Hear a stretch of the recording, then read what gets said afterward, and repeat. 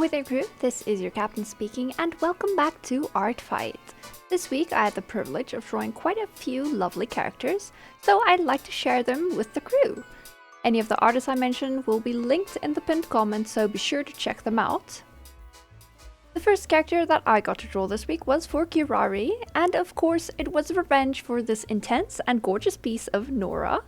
I coincidentally decided to draw one of their Grey Knight characters, named Lumina, so let's read a bit about her. Lumina once was a simple witch who set out to learn from the greatest sorcerer alive. Well, that's what he calls himself at least. She is fiery and bold, but also quite a studious nerd. Some might find her impulsive self rather annoying. Others, such as Vati, her new mentor, find it endearing. She has a knack for diplomacy, but is horrible at social situations beyond surface interaction. She might be curious, but she often understands instructions wrong because damn, that brain never shuts up. Under Vati's guidance, Lumina grows to become the Flame Witch, meaning if she doesn't focus, she might set his palace ablaze. Don't worry, by the time she graduates from Vati's mentorship, she has learned how to handle herself. And perhaps she might have found a new companion in the usually snarky and prideful Wind Mage. Perhaps even more than that. I chose to draw Lumina since I'm a sucker for such a deep red color, especially paired with bright green eyes. Because of this, it was of course natural for me to go with an eye banner for this piece. Though I do admit it was partially because I was catching up with Revenges, I still think the banner turned out really pretty. As for the next piece, we have yet another eye banner. This time it's for someone who filled out my hit list. It's for Serene Silver of their character Arase. They have a few Cupid OC variants, but they've labeled Arase as the true Cupid. So it's time to read a bit about her.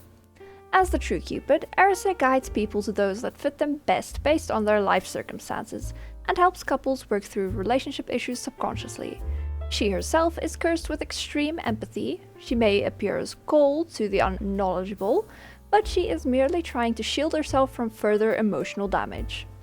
Between her heightened empathy and torment from Adora, as well as the fact she's seen all the toxicity of human relationships over the centuries, she's truly in a miserable existence. There's a lot more to Arase's lore, which is very interesting, but I recommend you go read up on her yourself. When looking at her references, I got stuck on one with a heart-shaped highlight in her eyes. Because of this, I just had to draw an eye banner again. I gave her a sort of blank stare, which I think works great with her colder demeanor. To make her blank expression a little more enticing, I drew a lot of hair dripping over her eyes. Her eyes are hidden just like her emotions, but just visible enough to see the tinier details I put into them. I personally loved rendering her pinky purple eyes, and think they turned out great. Up next we have a portrait, and it's a fun one. It's another revenge for Sink Soup's drawing of me. For this revenge I decided to draw their character Mr. Gold, so let's read a bit about him, shall we? When the Divine Ocean somehow split in half, like identical twins, it resulted in two divines with the combined power of one. One half getting portal making and the other getting the knowledge of what universe they're in. Mr. Gold got the portal abilities and travels plenty of universes with his sister, Sasha. However, when Sasha fell in love with a man in one universe, Mr. Gold wasn't very happy and accidentally left her stranded in that universe. Eventually, Sasha and her husband had a child, finding out the hard way that divines can't have children, and Sasha died giving birth. Now, Mr. Gold's brain is very slowly dying with hers, his memories fleeting. To remind himself if he's been in a universe already, a store called Mr. Gold's Emporium is built. It also serves as a place to leave his unwanted universe junk. His lore is very fun, and he gives off some mild mad scientist vibes, which I adore.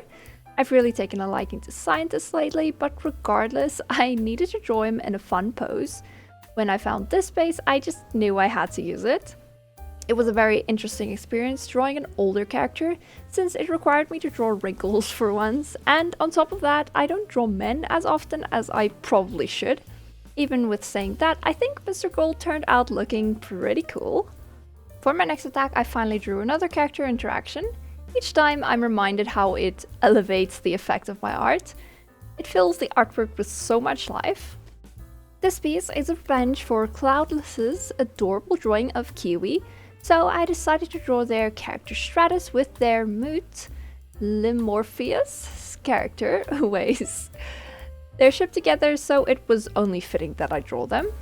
Waze doesn't have too much information about him other than him just being a silly little demon, but Stratus on the other hand has quite a bit, so let's get to reading. Stratus is an angel in charge of creating stars. He's often nonchalant and shows no interest in anything besides his duty until some demon crashes his peaceful day, aka now they're together. He likes to tell people that his favorite color is red because it reminds him of his partner's eyes, but in truth he likes it because that's normally the color of his enemy's blood. I definitely see Stratus being the more cold one in the relationship, while Waze would be all lovey-dovey, so I decided to draw Waze squishing Stratus's face. Making Stratus confused was a fun detail I added. Imagine it's just an act though, and he's enjoying the attention quite a bit. Waze, however, is not as prevalent in the piece as only his hands and little chibi head is visible. I don't really have a set chibi style as of yet, but I think the head shape I came up with is pretty cute. I absolutely love drawing these two, as I'm quite fond of such contrasting themes being thrown together, but Stratus is also quite pretty with his hair and little star freckles. It definitely turned out really cute. Now there is just one last piece that I managed to finish this week, and yes, it was another revenge. I believed it would be my last one for a while, but then I got bombarded with a few more attacks. Regardless, this one is for Birdwatcher art, for this lovely piece they drew of Aster. So I decided to draw their character, Ayala, and now it is time to read a bit about her. Ayala belongs to a modern sci-fi post-apocalyptic world where she works in a team that dispatches zombies that hunt by sound. In this story, the zombies are called whalers though. She lives in a city called Woolhorn, the last bastion of humanity, with other members of her team. She hates the aliens that set off the chain of events that led to the apocalypse, but is best friends with Stavros, an alien in a human disguise. She is incredibly loyal, and despite her outgoing and sometimes reckless personality, she thrives on rules and order. Simon acts as an excellent leadership example and takes on a big brother attitude with her, while Vida is an encourager of her more rash ideas. Stavros is an emotional anchor for Ayala, with his calm demeanor, dry humor, and more careful attitude balancing out her personality. Ayala is very proficient with her spear and has a lot of experience exploring the more dangerous whaler-infested areas. Since Ayala seems a little snarky, I thought it would only be fitting to draw her with a mischievous smirk. It was a simple and fun expression for me to practice while breaking up the symmetry a bit. I think the effect created by a symmetry tool can be pretty cool, but it's definitely good to break things up a bit with differences on each side. In classic Kelpi fashion, my absolute favorite part of drawing her was the hair. The hairstyle is simple but fun, and of course I can't stay away from the red-headed characters. Something about the redder tones in the shadows and the yellow in the highlights just speaks to me.